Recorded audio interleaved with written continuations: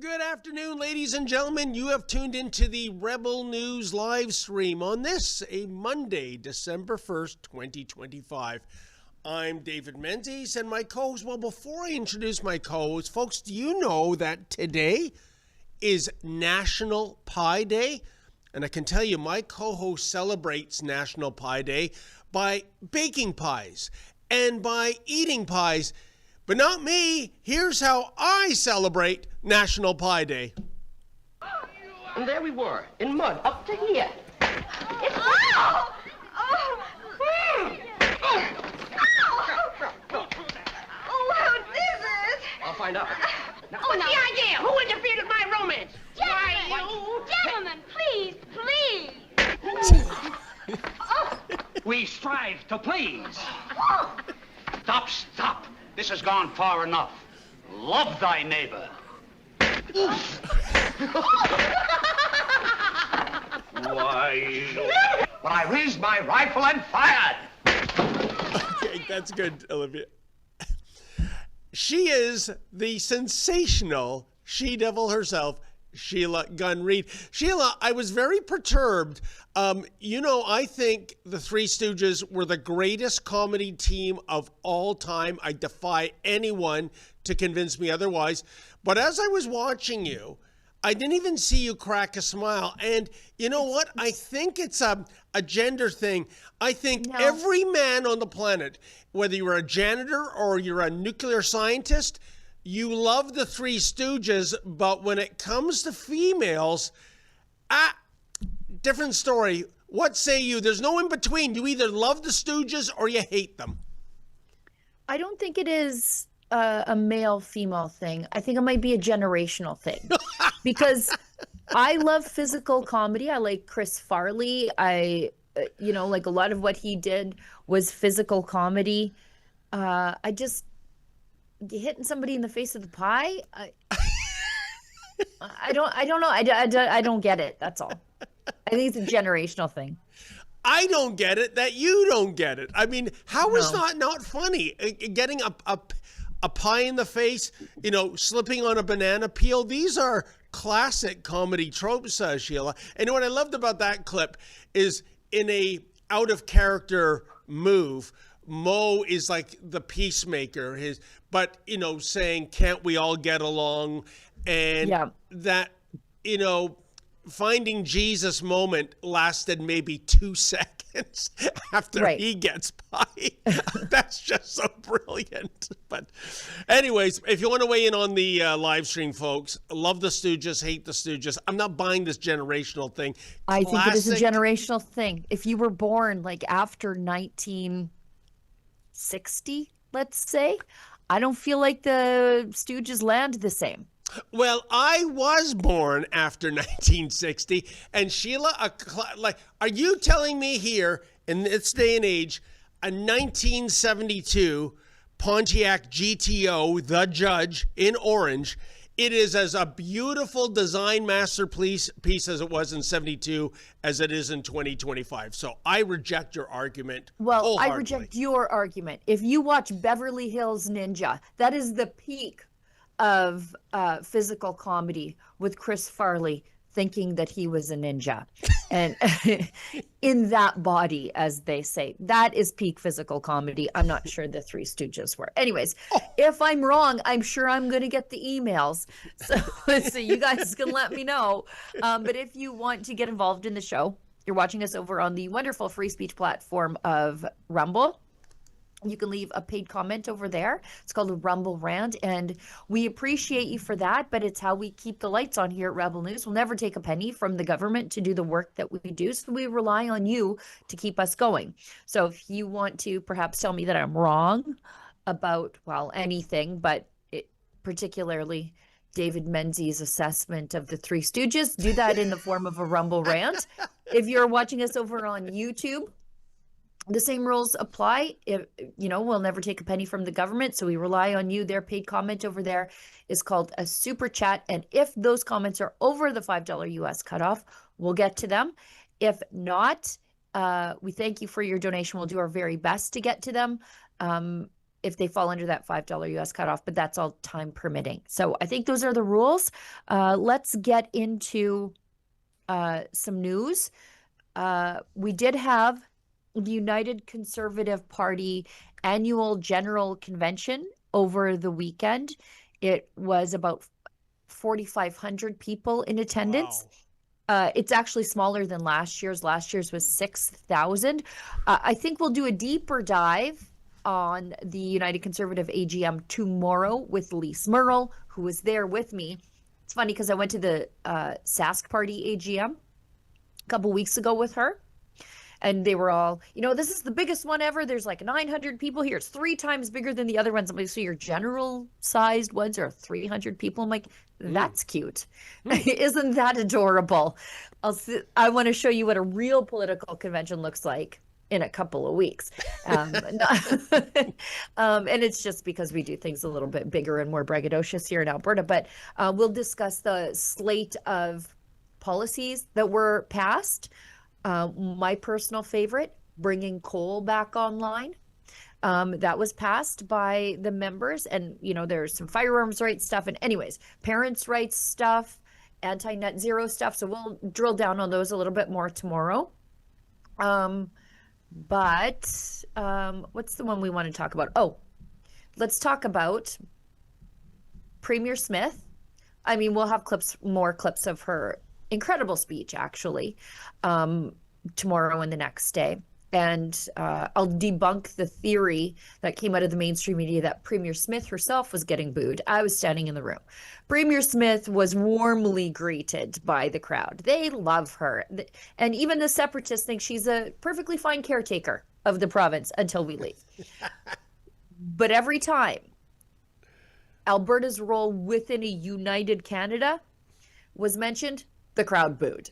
And, I don't even think they're booing Canada specifically, but the treatment of Alberta within Confederation. But if you got all your news from the mainstream media, you would hear they were booing Premier Smith. They most definitely weren't. But there was this cute...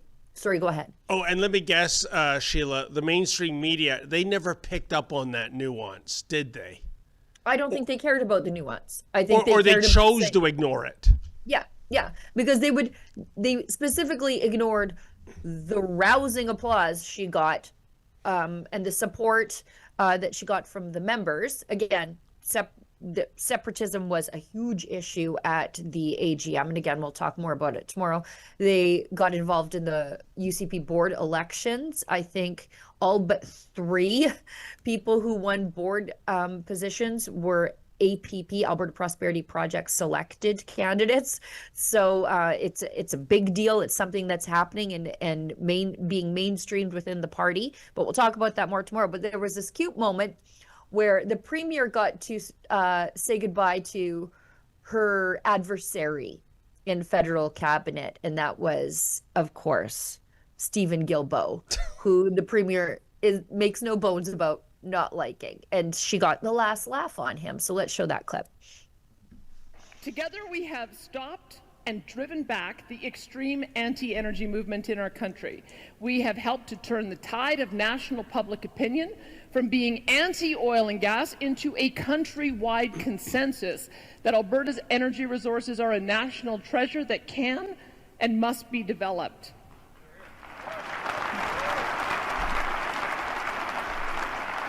Those who had opposed us, including the former Prime Minister Justin Trudeau and his governing partner, the former federal NDP leader Jagmeet Singh, along with so many others who sought Alberta's economic demise, they've seen their political careers come to an abrupt and dramatic end.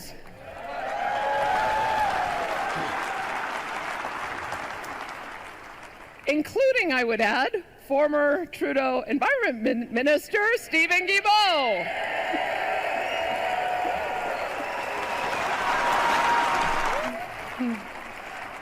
He, of course, resigned from cabinet on Thursday after the announcement of the new energy deal that repealed several of the anti-Alberta laws that he created. On behalf of all Albertans, Monsieur Guilbeault, we bid you adieu.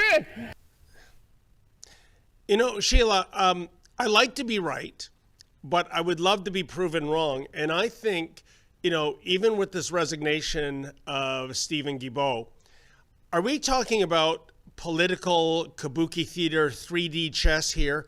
That this is all for show?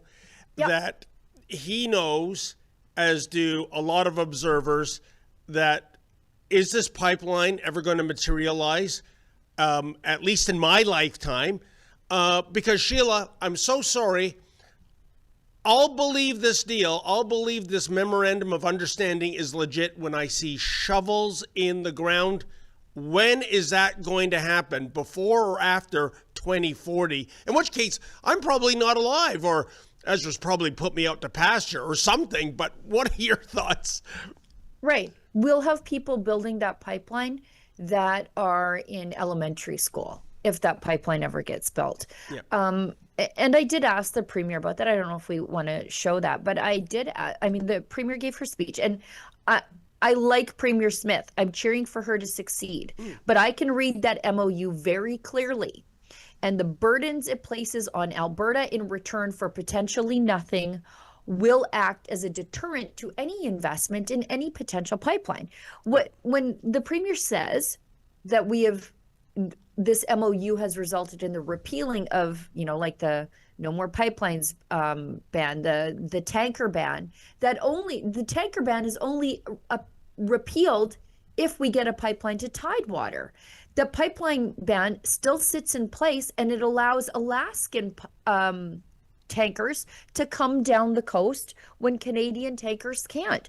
And so I guess there will be carve-outs for a pipeline if a pipeline ever gets built, but there's nothing legally binding the feds to meet their constitutional obligations to be a functional confederation where our resources can get to Tidewater. And we know that BC is already saying, well, we're launching a lawsuit, so forget it. Go ahead. And Sheila, thank you for the very important note that this so-called tanker ban, whenever anyone says that there should be an asterisk next to it, because there are tankers every day going up and down that coast. And when Premier Eby says we have to protect the fishing industry, responsible for thousands of jobs, we have to protect tourism, because, beautiful BC ain't so beautiful when there's a giant oil slick in the bay. He is not telling the entire truth. There are already tankers every day going through those straits. So I don't know why he gets a free pass on this with the mainstream media, Sheila. And I hate this MOU because what it does is it takes away the conservative argument that the feds are rightly hammering every day, that a carbon tax is a carbon tax is a carbon tax. It will ultimately be passed along to the consumer, and it acts as a disincentive to investment. And I asked the premier about that. We don't need to show her whole reply to me because I thought it was kind of political, because it is we'll show my question. It's a very basic question. No one else is doing this. Why would anybody invest here? But I want to ask you about the increase in the industrial carbon tax in the MOU. It's something that the federal Conservatives say is a deterrent to investment. I think our competitors internationally also feel it's a deterrent to investment. OPEC doesn't have it, Russia doesn't have it, the United States doesn't have it, of course. Brookfield is heavily invested in pipelines in other parts of the world. How do you reconcile that with encouraging pipeline investment to Alberta? Is there a private sector pipeline company that is even floating the notion of investing in Alberta? Well, I'll deal with those in two parts. So I guess the first one I would say is we negotiated a decrease to the carbon tax because it was slated to go up to $170 by 2030. And we persuaded the Prime Minister that that was just going to be crushing to our industry and we needed to moderate that. And so we had frozen it to send a message that we just didn't think it could go up at that rate. And now we'll have a negotiation to see how quickly we get to 130 and what factors we would look at. I would encourage you maybe to talk to the to private industry, because we've had a industrial carbon price since 2007, and you've got a number of companies that are investing in emissions reduction technologies who need a certain carbon price to make that worthwhile. And then you've got I'll other just stop companies her right who there. are payers. So anyway, she goes on to say, the industry is already factoring in the crushing industrial carbon tax into their businesses. But what's missing there is the explanation that a lot of these, the big five, as they call them, the oil and gas companies, Cenovus, CNRL, and some of the other majors, they get a lot of money for their Pathways Alliance net zero projects. It's a carbon capture stuff. So they get a lot of government money. So their government subsidies for this magic beans of carbon capture, it depends on their support of the industrial carbon tax. So, I mean, these are the same big five who stood behind Rachel Notley and said, yeah, give us a carbon tax in 2015. And then Murray Edwards of CNRL jetted off to his I think he has a castle in London. So, it's real easy to say the little people can afford that carbon tax from your castle in London. But you know what? Speaking of little people and big people, Sheila, you know what would make me a true believer in this pipeline? And that would be an announcement that some company affiliated with Brookfield Asset Management is going to play a role in the development. When I hear that, then I'm going to say all systems are go, because I really think the way this country's being run, it's what's good for Brookfield is good for Canada. I'm glad you brought that up. Pardon? I'm very glad you brought that up because, of course, Mark Carney is bragging about a 6 times increase in the industrial carbon tax, because of course that will result in nobody looking at Canada and saying that's the place I want to invest in, because that protects as I was pointing out, Brookfield's pipeline assets in other parts of the world. The Brookfield is already invested in American pipelines. I think they've got a pipeline in South America somewhere. So it is in Brookfield's best interest to see that a pipeline never gets built in Canada, and they're doing that through the increased industrial carbon tax. No,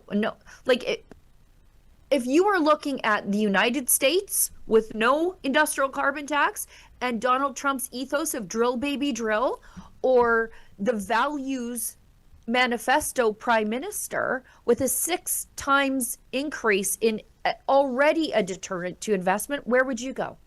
Oh, 100%. And even if you have specialized technology, say you're a shale producer, the Bakken Shale in southern Saskatchewan is also shared with North Dakota. It's real easy to just invest in North Dakota as opposed to Saskatchewan. Well, the proof is in the pudding, because correct me if I'm wrong, Sheila, isn't Brookfield involved? I think it's called the Colonial Pipeline in the U.S.? Yeah, exactly. Yeah. Exactly. So any prohibition or deterrent to investment in Canada props up the Colonial Pipeline. And that was kind of the point I was making to the Premier. Aren't there Brookfield companies that are involved in the technology, which is in the billions, I understand, for decarbonization of oil? So, as if there's such a thing, the decarbonization of oil. But they're also heavily involved in small nuclear reactors. So every time I see Scott Moe pushing small nuclear, I'm like, oh, you mean you're pushing, more money in Mark Carney's pockets, although Mark Carney will say, it's in a blind trust. I don't know what it's there. You were in charge of the company. You don't know what it's doing. Give me a break. You can't you didn't put your money in a blind trust and then get stricken with amnesia. Okay, you know what's there and what the money's doing. Yeah. Let's move ahead, though, because we've got a lot to talk about. We want to talk about the vicious assault on our team in Quebec after the break. But our premier sort of poked fun at her nemesis, evil Harry Potter. He's got that evil Harry Potter haircut, Stephen Guilbeault. And he took his scalded butt cheeks and he went on Toulamont on Parle, I think it was last night, and said that it was incomprehensible that Premier Smith was elected. Then he decried the loss of green tech jobs that didn't exist. He said, they lost 5,000 to 10,000 green tech. Where did we lose them? I know when people get laid off in the oil field, those are very real jobs that are lost, but green tech that just went missing in Alberta. It didn't happen. He'll complain about an announcement that Premier Smith made that said that green tech investments like wind turbines and solar panels, they have to meet the same rigorous environmental standards as the oil field does. And so they said, oh, we can't. Well, no, we won't be doing that. Thank you. So we just won't invest in Alberta. They're going to make us do environmentalist, protectionist things in Alberta like they do in the oil field. We just won't invest. And he cried about that on Tout le monde en parle. Really, this is a bitter, sad man. And I love to see it. I love to see when bad things happen to bad people. I know it doesn't make me a good Christian, but his butthurtery in this is just filling up the old tank for the week for me. Vous aviez dit à l'époque que l'Alberta était le leader des investissements dans les énergies renouvelables. Qu'est-ce qui fait que le vent a tourné? L'élection de Danielle Smith comme première ministre de l'Alberta, c'est incompréhensible. Et pour des raisons essentiellement idéologiques, elle a mis en place un moratoire sur les énergies renouvelables en Alberta. Ça représentait des milliards de dollars d'investissement. Ils ont perdu 5 à 10 000 emplois presque du jour au lendemain. Tout ça parce qu'elle a dit, moi, je ne crois pas à ça, les énergies renouvelables, même s'il y avait beaucoup d'argent, presque... À ce moment-là, c'était plus de la moitié des investissements en énergie renouvelable qui se faisaient partout au pays, se faisaient en Alberta, dans sa province. Puis elle a dit, moi, je mets un moratoire là-dessus. C'est de la folie furieuse. Puis nous, pour lui faire plaisir à cette dame-là qui ne sera jamais contente, parce que là, on a fait ça. Puis là, on se donne 2-3 mois, puis elle va dire, j'en veux plus, puis j'en veux plus. C'est pas un partenaire fiable, à mon avis, dans cette négociation-là. She's not a reliable partner. That duplicitous snake, Mark Carney, walked out of that press signing with the premier because he didn't go to the press conference on the MOU. He walked out of there, immediately sent a press release saying, yeah, this MOU is basically great, but it doesn't go ahead without the cooperation of British Columbia, thus giving them a veto. I asked about that in the press conference, and the premier said, well, the MOU doesn't give them a veto. Yeah, I know, but the premier or the prime minister keeps talking about it, so we need to address that gorilla in the room. But he's so sad that his green slush fund friends weren't able to flood Alberta with federally subsidized companies to further corrupt our electricity grid because we have 800 years of clean burning coal under our feet, and yet we experience brownouts because of the early phase out of coal and the adoption of unreliable green energy. Bingo. And, Sheila, you know this story, but I want to very quickly share it with our viewership. In the department of Stephen Guilbeault speak with forked tongue. It was about 3 years ago, Lincoln Jay and I went to Peterborough for a press conference featuring Stephen Guilbeault. They couldn't ban us because it was actually on a residential street outdoors. I don't think they'll ever do that again with the prospect of rebel reporters being in the vicinity. But one of the key things, Sheila, is after I got my question in and got a non-answer, Lincoln and I followed Mr. Guilbeault. We did a walk and talk, and I give him credit. He didn't clam up like Fraulein Freeland and sick the Mounties on me.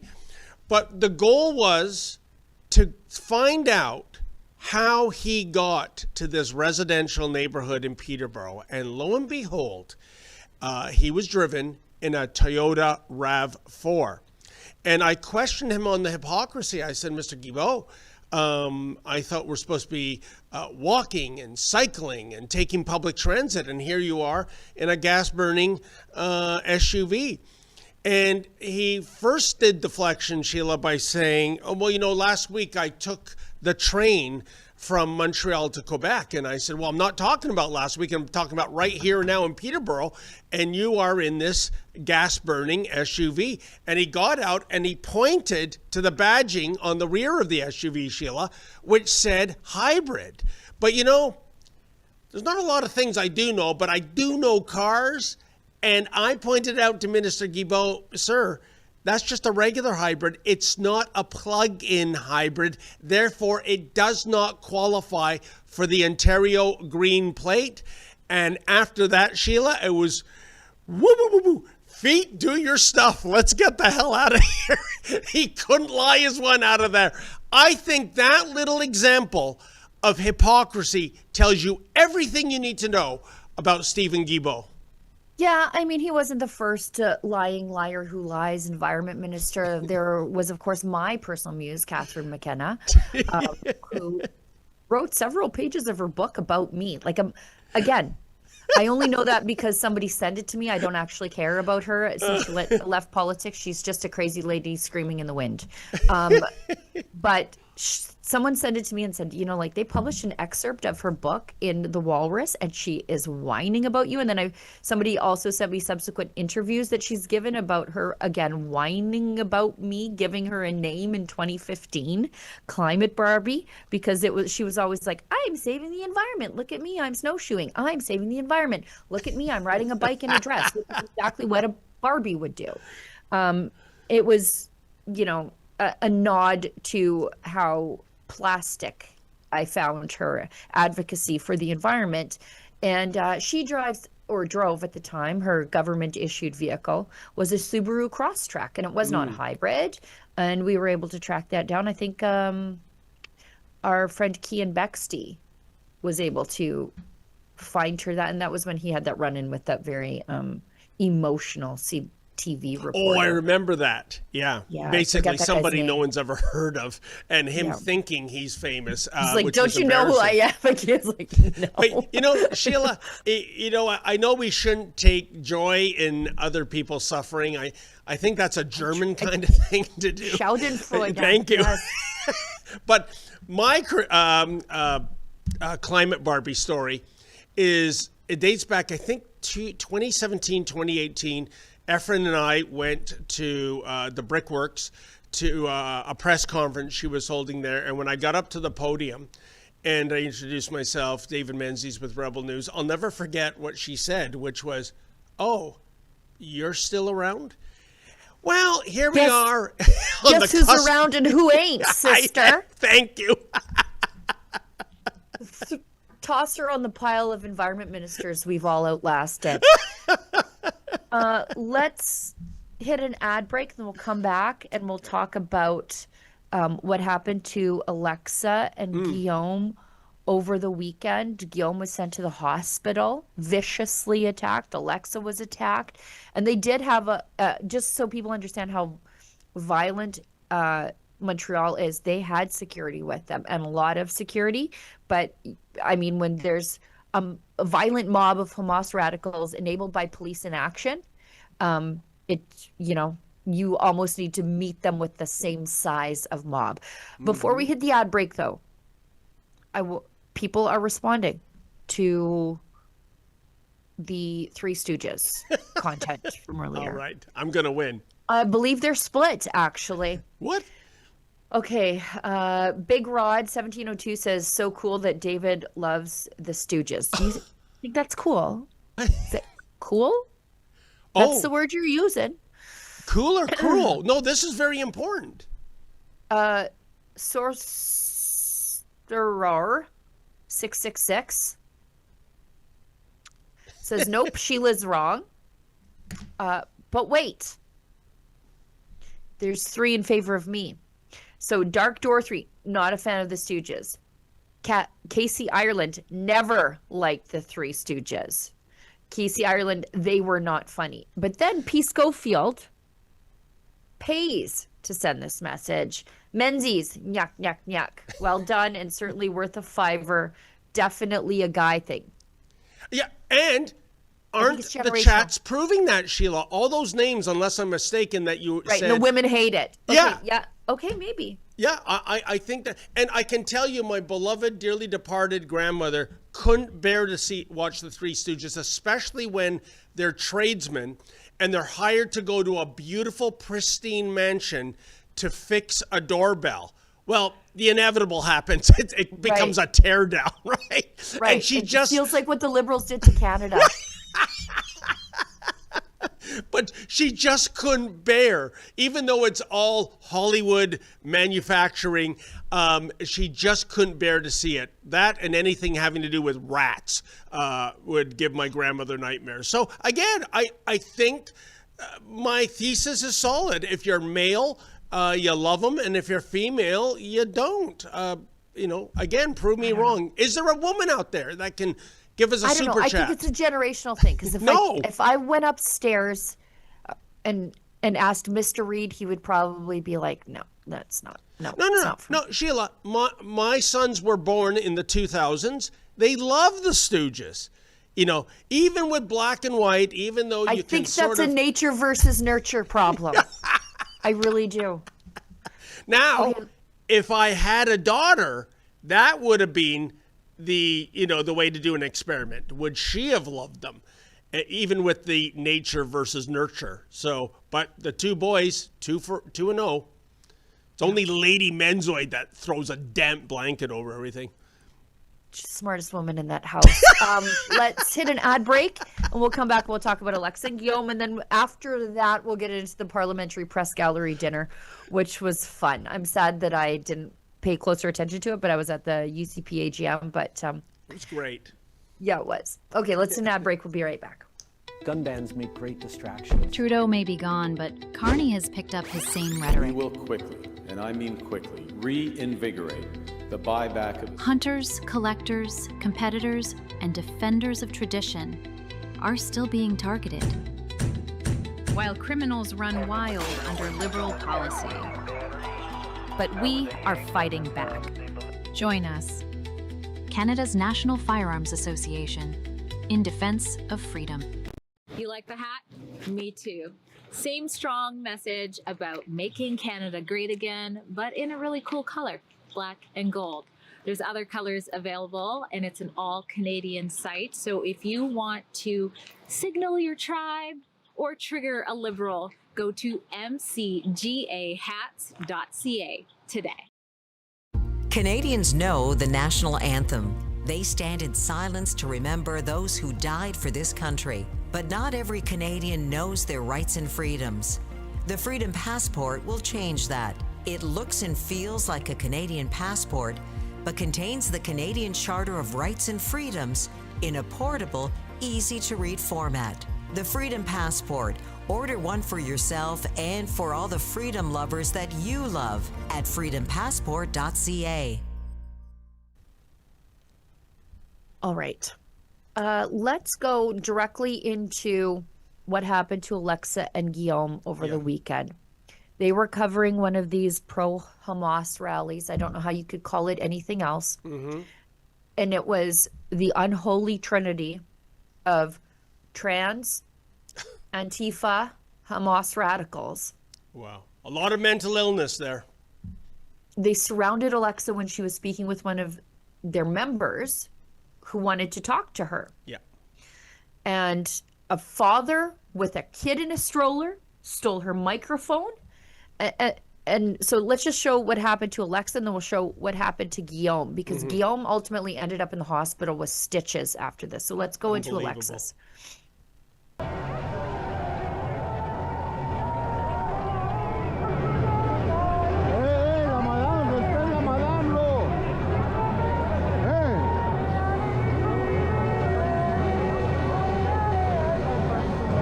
You see the stroller?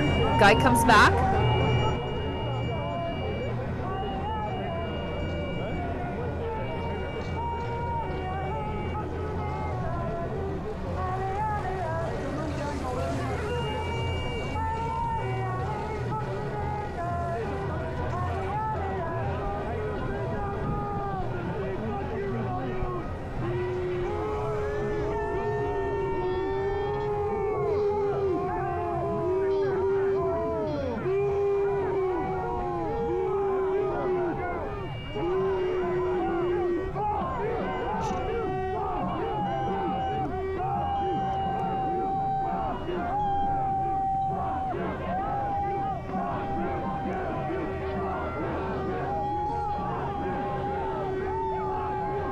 The security is moving her.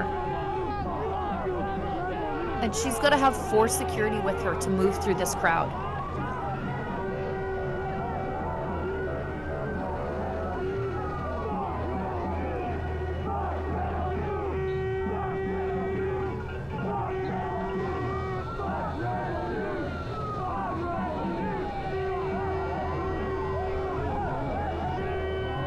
Guy comes back with his stroller to swipe at her. Take your kid home, you psycho. What are you doing? Like, the reason we show this is to show just how dangerous it is for Alexa and Guilbeault to work. 4 security guards clearly didn't seem like enough there. They're surrounded, and they've got a box around her to move her out of what looked like an escalating situation there when she was starting to get surrounded by, like I said, the unholy allowance of trans crazy people, union crazy people, and Hamas radicals. No, and that was a good move to get her out of there. I think going forward in Montreal, Sheila, which is the hottest spot for this kind of leftist violence, is to have, is to equip Guilbeault and Alexa with telephoto lens, because it's kind of like doing wildlife photography at this stage. A couple of other points. The entitlement is outrageous. Yeah, if you want to boo, that's one thing. But can you imagine that you want to demonstrate your disapproval of a media personality or a media outlet by actually using violence, by actually trying to steal their equipment?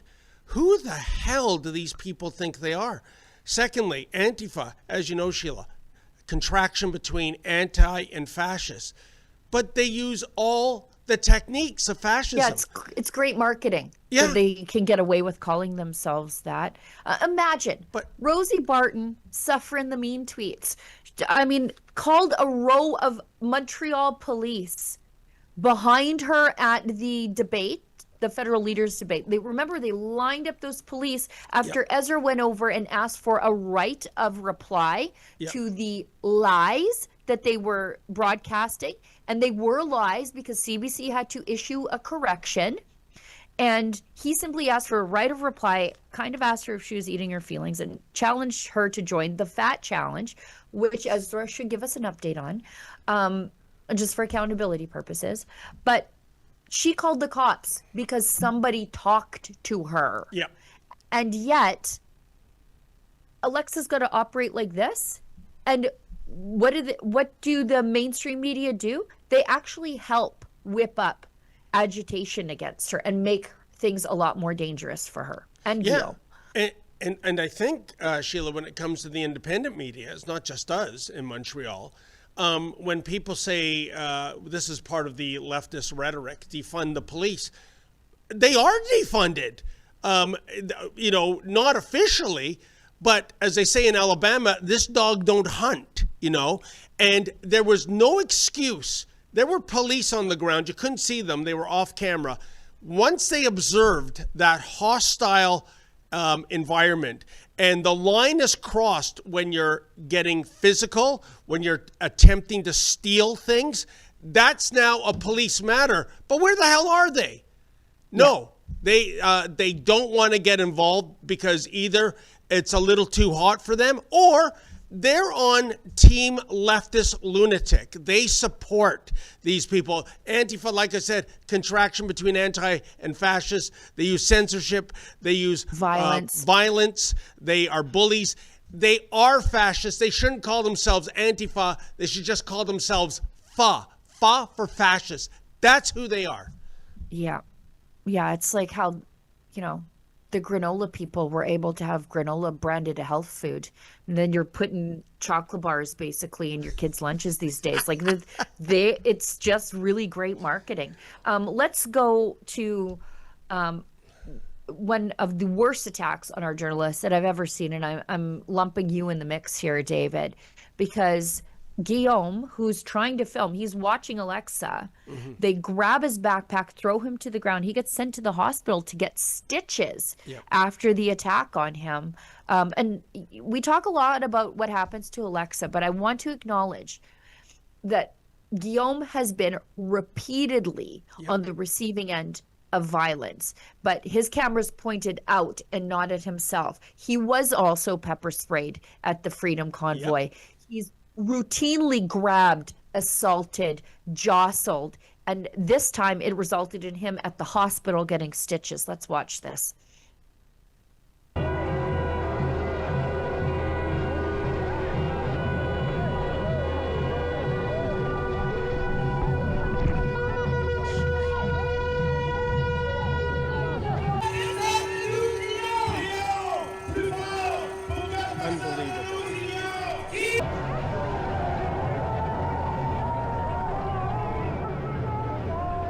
this is some of the same footage.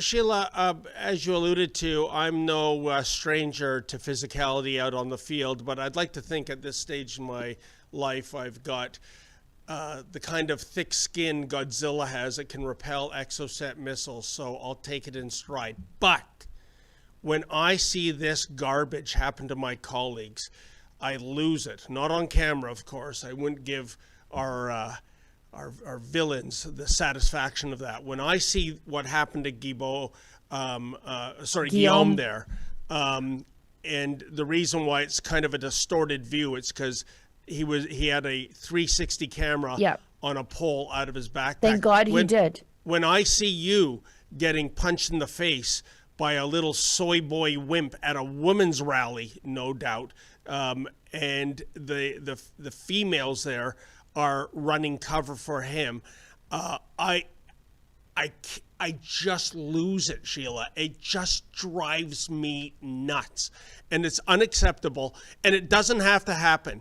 If the police would do their job, this does not have to happen, period. Right. I mean, I'm so sick of these well-kept government-funded journalists complaining about mean tweets. If that were the worst thing that happened, like I get mean tweets every day. They're kind of funny. But our journalists are being assaulted, dragged to the ground, ending up in the hospital in full view of the cops, and nothing happens. Nothing happens. If you want to help our team stay safe in Montreal, please go to standwithalexa.com. Oh my goodness. Hang on. David, can you take over? My Alexa device has decided that I'm talking to it, so I have to unplug it. Excuse me. Why'd they have to call it Alexa? Yes, folks, as Sheila was alluding to, please go to standwithalexa.com. And by the way, in case anyone subscribes to what the police will say, which is, your mere presence here is antagonizing them and enraging them. So you are authors of your own misfortune. No. The last I checked, we still had press freedom in Canada. I know that's going to be eclipsed in the months to come with the various censorship bills. But until that right is taken away, until the Dominion of Canada is the People's Republic of Korea, we have the right to be there. And Sheila, as far as I'm concerned, this is like the old gross legal argument back in the dark days of sexual assault.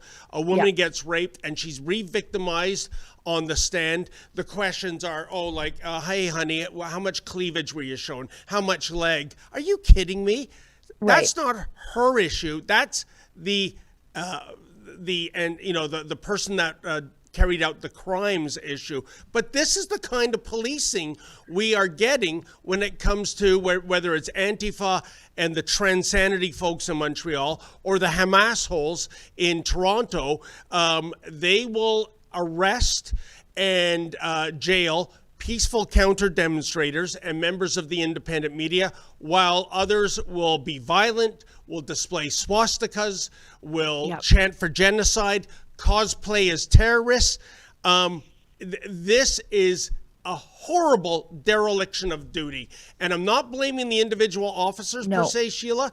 It's the brass. It is the overly politicized brass that are handing out these orders, I think. Every police chief feels like these guys, it just feels like they want to be the next Bill Blair.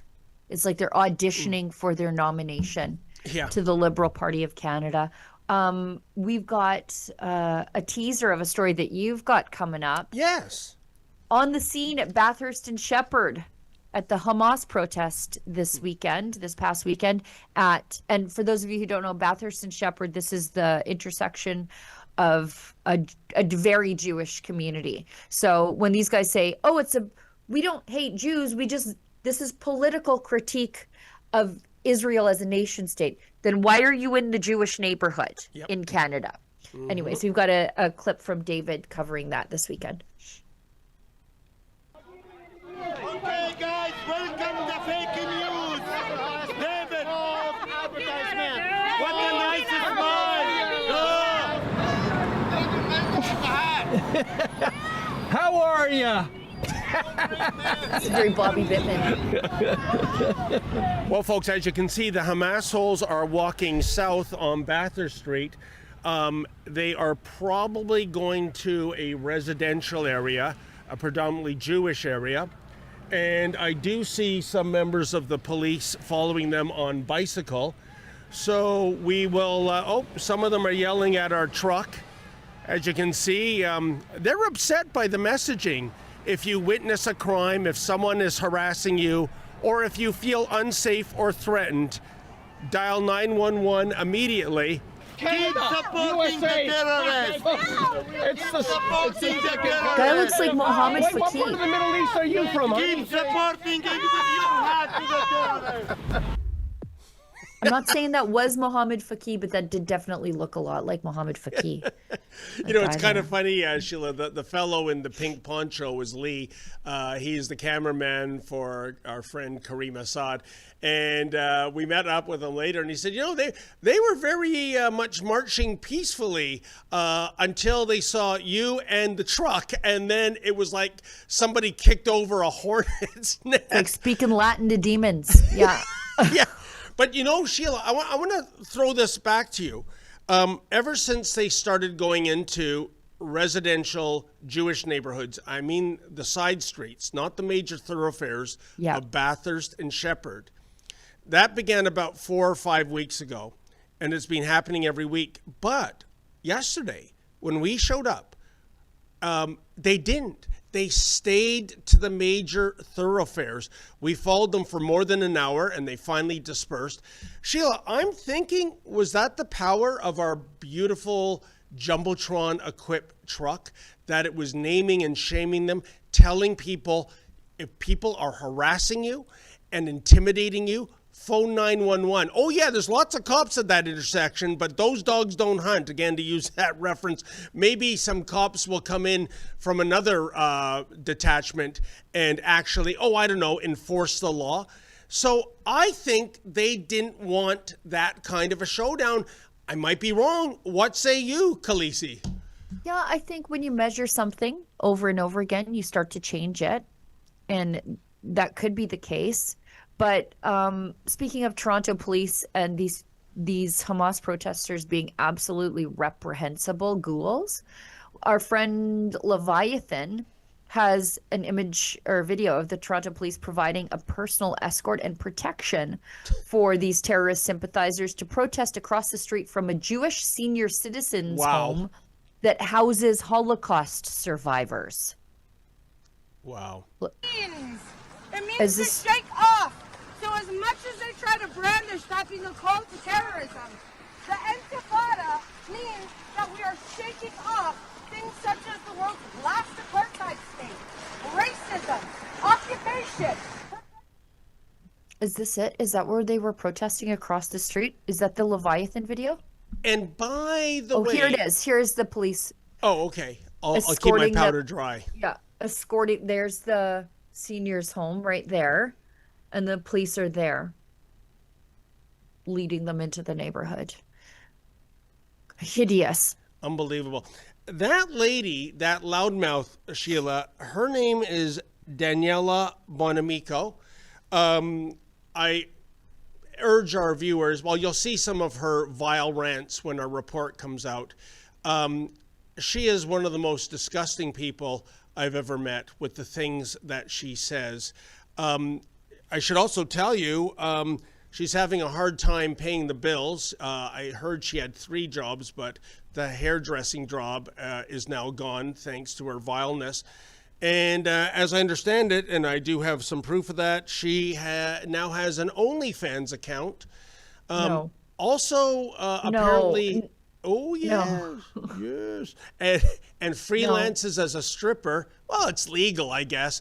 But you know what? Here's the thing. She was quoting the Quran in one of her vile tweets about this second purging of the Jews that's to happen and how glorious it'll be. If you're an Islamist, Sheila, how much tolerance is there for, women who are strippers, women that are getting scantily clad on an OnlyFans account? I don't think those two things gel, Sheila. Yeah. it's slightly incompatible with the ideology she wants to foist upon the rest of us. And look, I'm a prude. I am a prude. I am never scantily clad. I'll tell you that much. I don't even like to show my arms.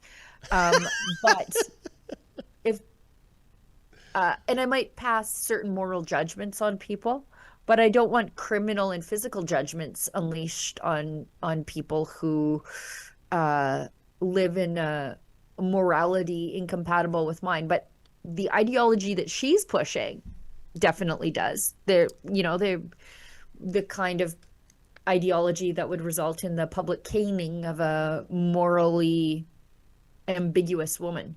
No, and this is exactly my point. Stripping, pornography, they're legal. If that's your thing, well, you're okay. You're entitled to consume that content. It is the hypocrisy of supporting an Islamist regime to eliminate Jews and Israel, while at the second time not realizing what does that mean for her lifestyle if Canada becomes an Islamist republic ruled under Sharia law. Sheila, it's just like when I see the Queers for Palestine, like, give me a break. It's like chickens for Colonel Saunders, I'm glad you brought that up because I want to move into the Parliamentary Press Gallery stuff. That I think the Parliamentary Press Gallery dinner, where the cabal of state-funded journalists get together and celebrate themselves for some reason. Another hard work, a year working real hard for those liberal bailout bucks, and then they have a party for this. And the politicians attend and generally self-flagellate in front of the media for some reason, and it's all in the interest of comedy, but it's very rarely funny at all, unless it's inadvertently funny, like Elizabeth May, the Green Party leader, getting all cranked up on NyQuil and then playing Welcome Back Kotter about Omar Kotter, the convicted war criminal, and then had to be rescued from the stage by Lisa McLeod. Yeah, why did Lisa do that solid for her? They should have they should have let that go on for a full hour. I don't think it was for Elizabeth May. I think it was for the audience who had enough. Oh, are you kidding? That was pay-per-view content, Sheila. That was absolutely incredible. And going back to the Three Stooges, that slapstick humor, there's dark humor, there's self-deprecating humor. My favorite humor, perhaps after slapstick, is this unintentional humor. Elizabeth May thinks she's being clever, and there's Lisa trying to, for her own good, drag her out. Do we have any audio of that, guys, in case anyone has forgotten this from 10 years ago? It matters to say it. Welcome back, Omar Kotter. You're home. Does it strike you as unusual? She blamed jet lag and NyQuil. And I think some bourbon when it was available in Ontario. Look, I just did a horrible trip back from Belém, Brazil, where I had somehow ended up in Sao Paulo at the other side of the country before I had to go up north. Okay. And I was severely jet lagged, but I never thought, who I should really stick up for? Convicted war criminals. Like, that didn't cross my mind. So I just don't believe that it wasn't something that was sincere coming out of Liz May. But anyways, that's just and by the way, Sheila, no contrition, no apology on the behalf of Miss May. How do I know that? Remember we went to one of the parliamentary debates and my questions, because of the luck of the draw, was with Elizabeth May, and I questioned her about that, and she kind of dismissed me as a doomcough. Don't you understand? The press dinner, it's all about comedy. And my follow-up question was, how funny do you think the widow of the man Omar Kotter killed thought that, and the other soldier who was partially blinded by our homegrown Al-Qaeda terrorists? Here's a woman that wants to be prime minister and is praising an Al-Qaeda terrorist, a murderer, a man with blood on his hands, and to this day, Elizabeth May sees nothing wrong with that. No. Chris Spears' widow, Tabitha, probably wasn't laughing at that performance. But anyways, all that is to say, that's what the Parliamentary Press Gallery dinner can get like. Some people have a few too many drinks. Some journalists speak out of turn, and we'll get to that. One of my favorite journalists in the whole country, Glenn McGregor. He tried to put you away once, didn't he? Yeah, he tried to have me held in contempt of court because he's friends with the prosecutor at the time in the Tamara Leach trial. And anyways, it didn't work out for Glenn. He's one of those people who continues to predict the demise of the Rebel, but I've had the same job for over 10 years. What about you, Glenn? Yeah. How about you? How many outlets have you worked for in the last 10 years? And by the way, where is the solidarity with I don't need collegial companionship with those snakes over there. Anyways, let's just that was all to just explain what the Parliamentary Press Gallery dinner is for non-newsy nerd types. By that I mean regular people in the world. So it's not on the list, but I want to talk about it. From Michelle Rumpel-Garner. She was in the crowd, and it's not the Poilievre clip. We'll get to that in a second. Somebody let Mark Carney give an entire speech with mashed potatoes on his face. Oh, no. It makes me want to puke. He did the entire speech with mashed potatoes on his face. Nobody at his table obviously likes him because, for example, Saturday, before we went into our Rebel News hospitality event, I had a mascara flake. Lise grabs me, stops me. She's like, stop, wipes my face, and she fixes my hair and sends me off into the world. That's what a friend does. Nobody at Mark Carney's table was his friend, letting him give a speech with mashed potatoes on his face. But then Glenn McGregor, he tweets that Pierre Poilievre wasn't at the Parliamentary Press Gallery dinner. He didn't show up at the Press Gallery dinner, but the guy from 22 Minutes is here, who begins with, of course, in low-hanging fruit CBC government comedy fashion, saying, "Good evening, gentlemen and biological clocks," because during the campaign, Poilievre noted that people are actually putting off kids until they can't have them because they can't afford them, which is a truth. I talked to people during the campaign who said that's true of us. So anyways, he says Poilievre didn't show up, but that guy should have pumped his bunions before he made an idiot of himself, because now let's go into the Rumpel-Garner clip. Poilievre showed up at the Press Gallery dinner, and it was actually pretty good, pretty funny. So let's see this. CBC, that's right. Long live the CBC. Long live the CBC. He's interrupting the CBC guy.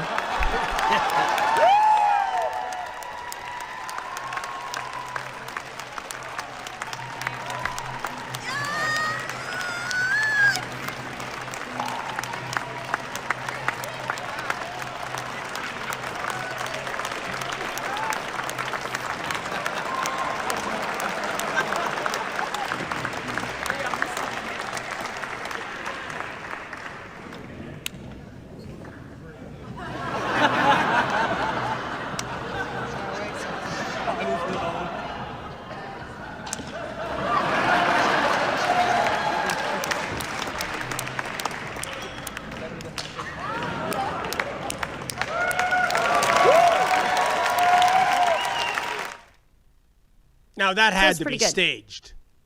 For sure. Of course. How did they both have apples? Exactly. Well, I think the other fellow had a couple of apples. Maybe. But I don't think Pierre Poilievre is carrying around an apple in a holster like a gun. But he had his glasses. He had his glasses in his pocket. And he's not wearing his glasses, so he put on his glasses. That wasn't bad. That might be the funniest thing in a decade that this hour has 22 minutes. With the help of the Conservative Party making it funny. Hey, listen, it got a standing O. Yeah. And that's a tough crowd for Poilievre, right, Sheila? For sure. Yeah. We also have Poilievre cracking a bottle of Crown Royal and ending his PPG dinner speech by roasting Doug Ford. So let's watch this. Well, that's a lot to roast. I know. But in the meantime, on behalf of Doug Ford, let me propose a toast. to the Parliamentary Press Gallery. Without you, anonymous sources would have to get a real job. So, everybody, please raise a glass to the Parliamentary Press Gallery. Oh, he did chug it. How's that for a change in tone? That was good. Imagine that, Sheila, drinking some fine Canadian whiskey as opposed to turning the bottle upside down and pouring it down the drain. What a disgrace Ford is. It was good, though, and I liked his slight at the anonymous sources to the Parliamentary Press Gallery. They're going to have to get a real job. We also have another clip, Andrew Scheer. This is from Andrew Scheer. He says, at the Parliamentary Press Gallery dinner, Poilievre announces a new CBC policy. Is this real Poilievre or fake Poilievre? Oh, it's real Poilievre. Now, just to be clear, to all the CBC staff who are gathered here today, don't believe what you hear. And by the way, when I speak of CBC staff, I'm not just talking about the PMO comm shop. I'm talking about all of you. I never said I was going to shut down the CBC. I said I was going to defund it, which means that we can find some creative funding methods to keep it going. Like maybe they could move their head office to a Caribbean tax haven so that Brookfield could pay for it. The company might have some spare office space above that bicycle shop in Bermuda. Or another revenue source would be for David Cochrane to start charging for the water he carries for the Liberal Party. The third way is for me to donate royalties. And I'm announcing that I will do that today. Royalties for all those who copy me, imitate me, or steal my ideas. I think Mark Carney is here today. He wanted to have an impersonator of his own, but then he discovered that Mr. Burns is a cartoon. That's pretty funny. But you know what? In all seriousness, as the saying goes, Sheila, he clarified that he wasn't going to kill the CBC, just defund it. We're talking about 1.4 billion plus.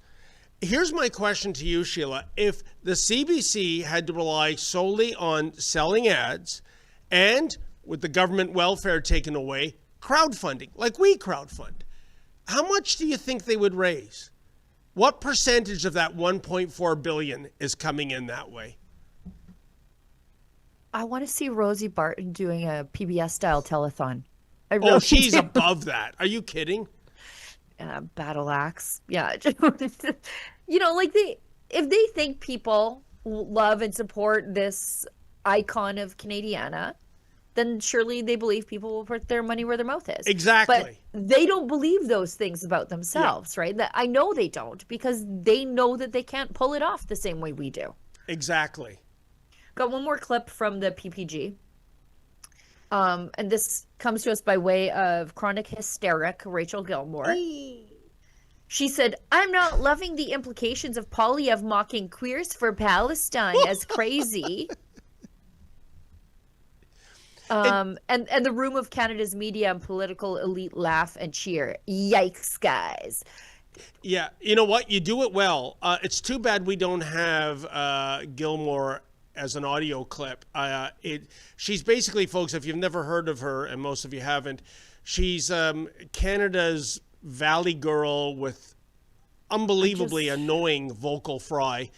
She's a deeply unserious woman. When I was her age, I think I probably had 2 kids, owned a house, a happy life, and she is just alone in an apartment trying to make ends meet. You know, it's just not a way to live your life. I'm not taking any life advice from her about what it takes to no longer be in poverty anymore. That's the thing that really gets me from these well-kept, lifelong student adjacent left-wing activists, is they've got a lot of advice for people like me who've come from poverty and who have turned their lives into something, about how to do what we did while they can barely scrape by while having more privilege than anybody else in the world. But, you know, Sheila, let's be a little fair to Rachel Gilmore. She did have one accomplishment that you never managed to pull off. She was able to get Jagmeet Singh to pay a house call at that little apartment. And how creepy was that? Yeah.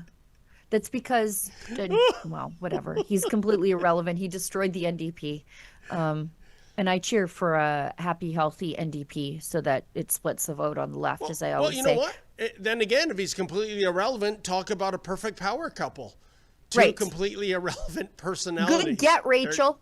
Great get. How'd you chase that interview?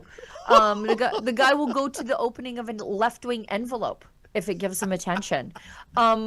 Anyways, let's go to that video that she posted about Poilievre rightfully mocking the jokes at Queers for Palestine. Hear that the NDP actually rejected having Guilbeault join their caucus. What an ego blow. Come on, Don. Is Don Davies here tonight? Don, come on, man. Beggars can't be choosers. And surely Stephen Guilbeault's brand of crazy would fit in right between the delegation of furries and the Queers for Palestine. I see that Elizabeth, I see that, hear that the... Q's in roast mode. Oh. Here's my question, Sheila.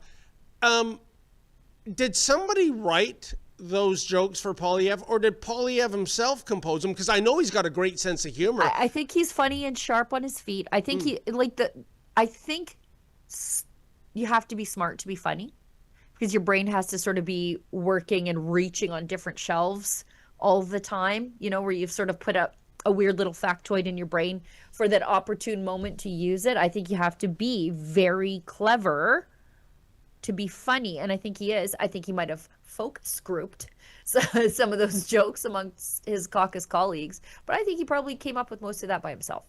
And one last note on Rachel Gilmore's criticism, the yikes guys for Queers for Palestine. Here's my challenge to Rachel Gilmore. Go to Gaza. Pretend you're a queer. Let's see what happens.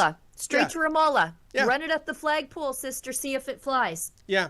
Here's some economic advice for you. Just buy a one-way ticket. You ain't coming back. Wow. I'm not advocating that. I'm just saying what the reality is, Sheila. Effort for Christmas for me, maybe. You know, I was going to do something charitable, but maybe shaking her into reality might be that thing that I do. I think that's called an exorcism in your faith, isn't it, Sheila? Yeah, it is. We've got one more chat, and then we'll wrap up because we're already 10 minutes over time. Oh, my goodness. This one is from Wild Freedom 7, $5. If this whole pipeline announcement is nothing and won't come to fruition, why would the UCP hang their hat on this? They wanted something headed in, I think, to the UCP AGM. But we're a province that's already winning on so many fronts. I don't think we needed to give this away. I don't know. Yeah. I just think it's a big mess.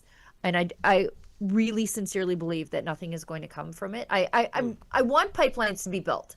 I want them to spider web in all directions, as they should. Yep. But I just think that with the increase in the carbon tax that Mark Carney says accompanies this, and the veto that he keeps giving to BC, whether or not it's in the MOU, I just don't see how it could possibly happen. I just don't see it. I feel like we're giving away the house to get some new wallpaper in the bathroom.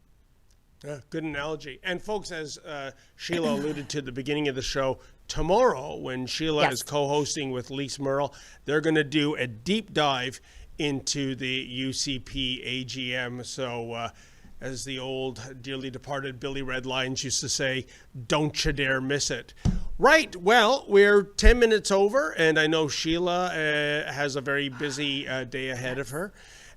So, as I said, tomorrow she is with Lise, and I believe I'm back on Friday to do the Rebel live stream panel discussion, likely with Drea Humphrey. In the meantime, folks, as always, stay safe and stay sane.